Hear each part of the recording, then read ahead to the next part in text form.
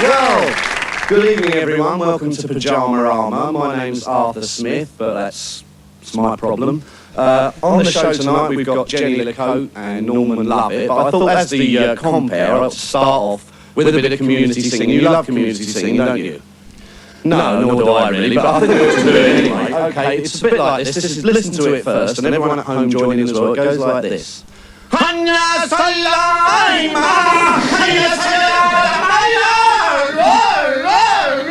Okay, that's the first verse. Now, the other 63 are very similar. So one it's in fact Turkish for down at the old Bull and Bush. So I want you all to join in. I want everyone at home to join in. Try and frighten the apple crumble out of the old bag next door. Okay, here we go. After three. Nalad silad ha. Now you're not joining in. Come on down here, please. This is serious audience participation. After three, Hanatan Pali, Hanya, All right. Pathetic, isn't it? Pathetic what some people will do when you put a television camera on, isn't it? Gosh, no, I am that man. Anyway, let's have some real comedy now, because we've got Jenny Lecoat on now, and I should warn you that her act is a bit strong, so if you're over 90, you better shoot out and make some tea now and come back in the second half. Otherwise, Jenny Lecoat, she's a very funny woman. She's much, much funnier, even than Shirley Williams. And here she is, Jenny Lecoat.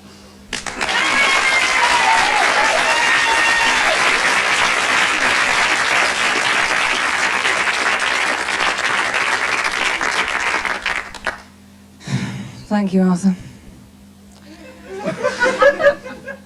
Okay, I'm here to bring a little happiness into your lives.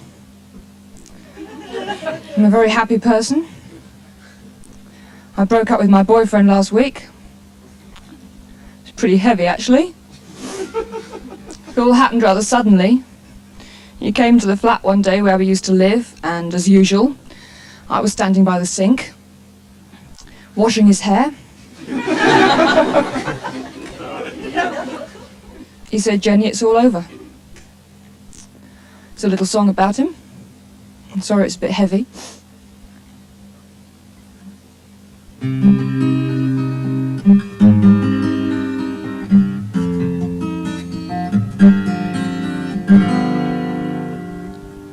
I loved you, but you left me. You steaming bag of shit.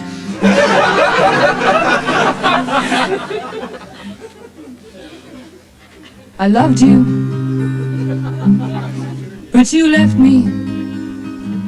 You po-faced vacuous git. We used to share the same bed, the same telly, the same front door key, same KY jelly. I'll explain it in a minute, it's alright. Took me a while to realise you used to put it in your hair. Thank you. Lots of things make me happy. Water skiing, weightlifting, yeah. Shopping makes me happy. I was walking down Oxford Street the other day and, well, I wasn't walking, you know, because it was like Saturday afternoon. Stumbling, really, I suppose. And I was walking along, and it was just before bonfire night. So it wasn't really the other day, you know. It was months ago, really. Just sounds a bit silly, like I was walking down Oxford Street months ago, you know. If you're a comedian. So I'm walking along, and being just before bonfire night, there's all these guys on the pavement, right? Not like men, you know, because this type of stuffed with straw. So there's a big difference, right? And I'm walking along, I'm stumbling over all these guys, and all the kids asking for a UB40 for the guy, you know, it's pretty embarrassing. And I'm looking for somewhere to buy a new shirt. Didn't get one, obviously. But I thought, where do you go in London to buy a nice shirt? Reasonable prices. Aisha's Minimalist Concept Cave. Genuine 60s clothes. Genuine 60s holes in the arms to get the needle through. Yeah. So I'm I'm walking along, I get down to the shop, and there's these 3 workmen outside, digging up the pavement. Giving it that, you know. A few of them had pneumatic drills as well. And there's one bloke standing there with his T-shirt on, saying certified pillock. I've got a 10-foot woolly, you know the sort. And as I go past, he gently utters the tender mating call of the British male heterosexual. Hello, darling, that's a nice bear. Now I can handle that, you know. It's not a problem. Stand-up comic, you know, all the one-liners up the sleeve. So I ignored him and I went into the shop. I got in there and thought, bastard. I let him get away with that. Bastard. I let him get away with that. Bastard. Because you know when you're angry, your mind just goes round in circles. I got in there and thought, right, on the way out, I'm going to say something really cool and witty and sophisticated. But I'm getting angry, right? Because I can't find the shirt. They've got nothing in these shops over size 6. They've got 3 sizes, right? Small, microscopic, and bloody inconceivable. So I'm getting knocked. Asked to try on something over size 10. They clear the whole changing room, you know. Give you a bit of space. Try on the curtain, love, you know. So I'm getting mad now. Think, right, eventually I buy something really horrible. Something really disgusting. Like a pinafore dress. Sorry, no. Right, cool, witty, sophisticated. So I pick up the shopping bags, I go crashing out to the front of the shop, right? Straight across the pavement, scattering tourists as I go. And I grab this guy by the scruff of the neck, and I say, you stupid dickhead Wally! I'm holding this copper, right? And as British policemen always talk to women, he said, can I help you, madam? And I said, sorry, mate, I thought you were the certified pillock with a 10-foot woolly. He didn't laugh much either. Okay, I might take a minute now to say it's nice to see we've got quite a few women in the studio audience tonight. That's nice. And it's nice to see we've got some of the other lot in as well. If the women don't mind, actually, I'd like to take a minute to say hello to the others. Otherwise they kind of feel left out of the evening, you know. It's not fair. Hello, darling. You look very happy. You don't now. What's your name, love? Colin. Colin, isn't that pretty? Isn't that nice? It's a lovely jumper. Did you make it yourself? Oh, you did? Yes, I thought so. Can I sit on your lap for a minute, love? Would that be all right? Thank you. You look terribly worried. That's nice, isn't it? Look, there's... Don't be funny, I do the gags, all right. There's a camera over there. Would you like to wave to your little friends? Sorry, isn't it? It's nice. You haven't got any friends. I want to buy. I thought it'd be nice, you know, to come out tonight. So I saw this programme the other day on the television, and this TV convict comes out to the audience, right? And he sits on this woman's lap, and he fondles her tits. And it's really funny, you know. So I thought maybe if I came out tonight and sat on someone's lap, and maybe fondle them a bit, you know, it'd be really funny. It's not really, is it? No. Okay, well I just thought it'd be nice, include them in the evening, you know, give them a good time. The thing about men, right, is they're so weird. There's a story the other day in the paper about this bloke managed to lock himself into the boot of his car. How do you do that? It's really weird. They interviewed him on the radio, and the interviewer said, how did it happen, you know? And he said, well, I was just climbing into the boot, you know. It just sort of shot behind me, you know. Flaming lunatic! He was stuck there in a lay-by for 5 days! By the time they got him out, the thing he was most upset about was while he was in there, someone had come along and ripped off all his hubcaps. What did you say? Anyway, I'd like to do my last song tonight, dedicated to all the men that stand on my doorstep during the course of a week. I bet it just explains one. Is there anyone here tonight in the studio from Hackney? Yes? Have you got a car? Just wondered, you know. Now, the reason I ask, I live in a small flat in Hackney, which is right above a massage parlour. Right, this is quite true. And it's a great source of entertainment, because a lot of the men that come to this place ring the wrong doorbell. They get me. And it's great fun, because they always know they've got the wrong doorbell. You know, I don't know why. Maybe it's to do with the fact I carry a gun. I don't know. But you go down, you open the door, and they go, hello. And I go, hello. They say, are you? And I go, Suki? And they go, yeah. And I go, no. And then they go, well, who are you then? I say, my name's Jenny. And they say, hello Jenny, and what do you do? And I say, I'm a policewoman. It winds them up every time, it's great. This last song is not actually about those men, although it is dedicated to them. It's actually about my ex-boyfriend. Well, that's not true, really. It's about my ex-boyfriend, Willie.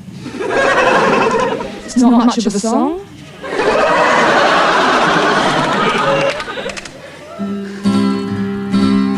Okay, I'd like us all to imagine now that we're down in Nashville, Tennessee. And it's a big country gig, right? And I'm up here in a long pretty dress. And you're all out there in your white Stetsons and your diamantes, looking like a bunch of pillocks. And we're having a really good time, right? That's the hard bit. Okay, here we go. Here we go. You woke one night at 2 a.m., you touched my hand and said, darling, you're sleeping. I said, what at 2 a.m.? Of course not. I was taken in the washing. You looked at me with soulful eyes and told me that you were Willie, it was freezing. You asked me if I'd find a warmer place for it. Darling, I said yes. And now your Willie's boiling in the kitchen. Boiling up with the kidney beans real fast. And with the chili I put in, should only take a day till you become your true consistency at last. That's just a little toilet joke for the vegetarians. Any vegetarians tonight? No, I didn't think so. Okay, all the women have a good time. Hey, good time, yeah. All the men have a good time. Let's go into the quiet. Here we go. I had a thought the other day, perhaps I'd start a store down Camden Market. Sell little pots of Willie chili, 30p a go, I'd make a profit. And then there's all the pita bread and egg fried rice the punters would be buying. Cause everybody knows a Willie on its own ain't satisfying. And now your Willie's boiling in the kitchen. Come on guys, sing along with this one. Boiling up with the kidney greens real fast. You look a little sad now. And with the chili I put in, it should only take a day till you become your true consistency at last. You know what I'm talking about, don't you? Till you become your true consistency at last. Thank you very much.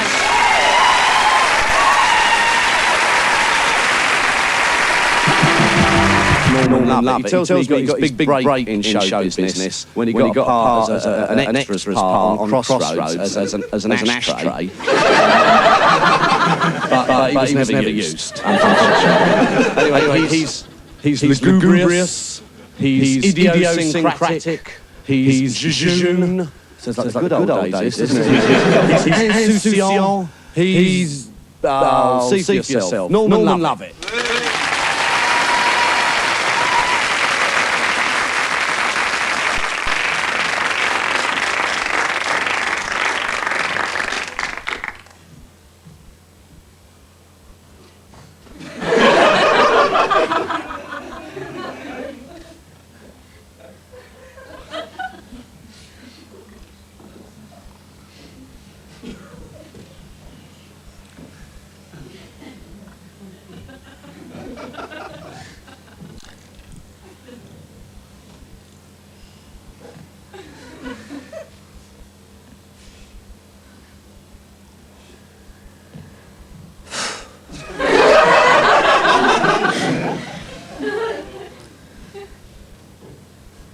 name's Norman Lovett. It's my real name. I'd like £1 for every time someone said love it, I bet you do.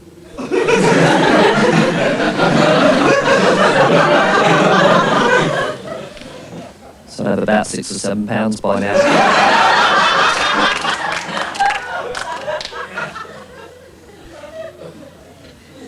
I went to a secondary modern school in Clacton-on-Sea. I left that school with 1 O-level, but they caught up with me and made me bring it back.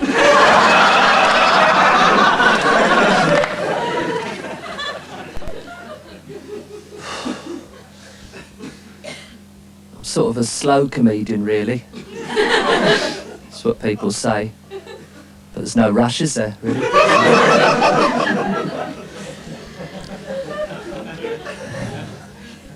It's just a matter of being economical, really.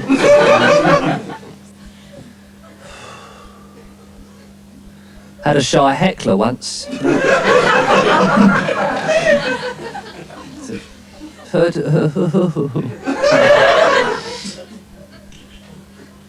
thought I'd tell you that. Just gonna get a drink of water now so the camera can come down with me. I use my legs for this because, you know, it's bad for your back if you bend over. You never get cats and dogs complaining about backache because they're on all fours and it puts the weight equally on the back, you see. So if you do get backache, this is the part of my act where I like to help people, you know. Walk around on all fours, but don't go shopping because, well, you'd have to wear shoes on your hands or something. Be stupid, that wouldn't it? And where you're being served in the shop, they wouldn't see you anyway. So I mean,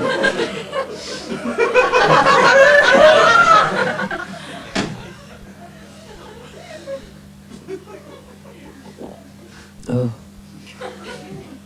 still tastes the same.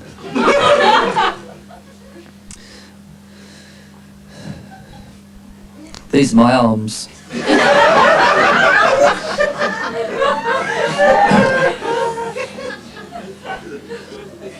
Just the two.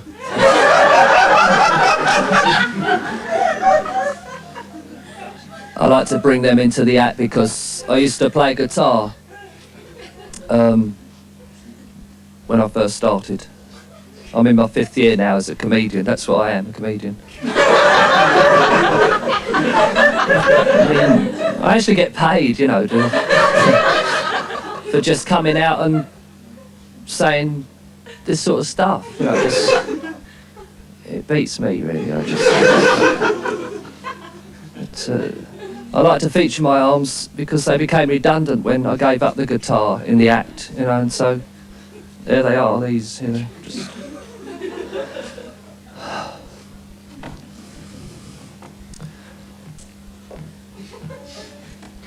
Just doing a little tapping now, just get a little rhythm going.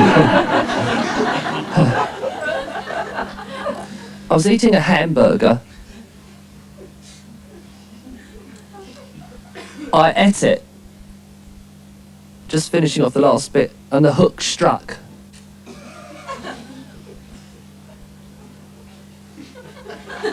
I didn't know it was bait. You know. I went through the ceiling, through the roof, up to the clouds, where God reeled me in. He had a keep net there with Agatha Christie in one of them. George Orwell was in another one. George said, "Hello, Norman." I just nodded because I was coming in pretty quick.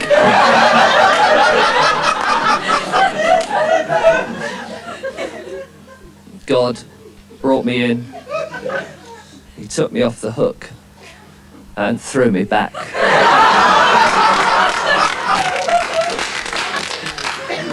And that's why I'm here now. I landed here.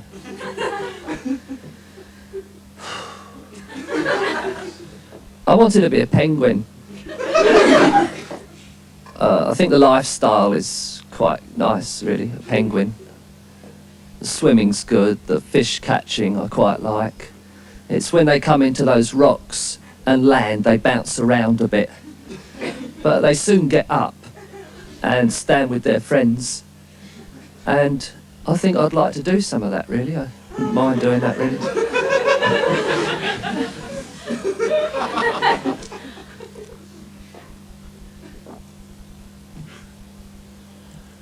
The secondary school I went to. It's good. It's good to laugh, isn't it? I do it sometimes.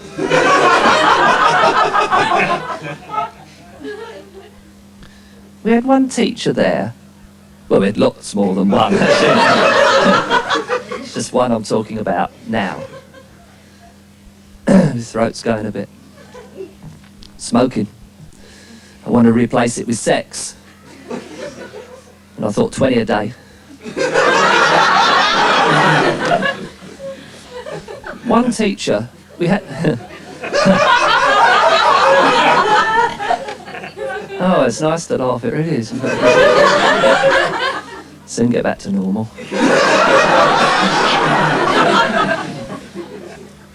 One teacher, a music teacher we had, a very large teacher indeed, had a great big black Rover 90 and used to drive it across the playground while we were playing in it.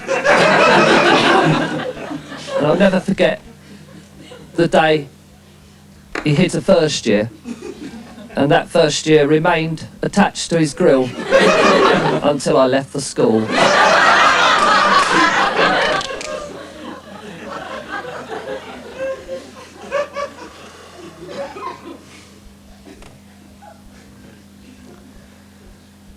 It's a good job this microphone isn't a snake, isn't it?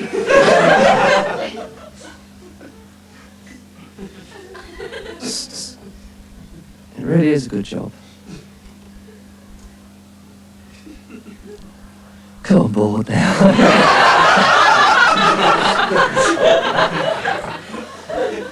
When you do gigs, this is called a gig, and I do lots of gigs in London. I looked up gig in the dictionary, and it said light rowing boat. So I do lots of light rowing boats. Sometimes you stay at people's houses or flats, have a drink with them afterwards, and this happened with a young couple of art students who put me up. I slept on the couch.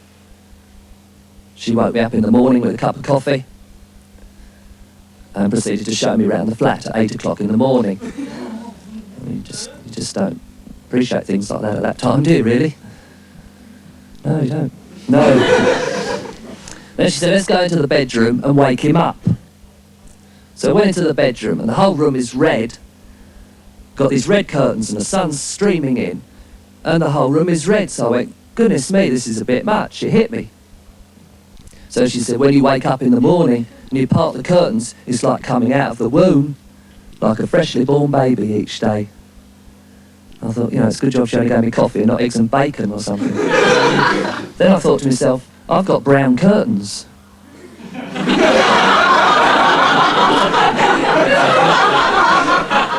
Well, thanks very much for listening.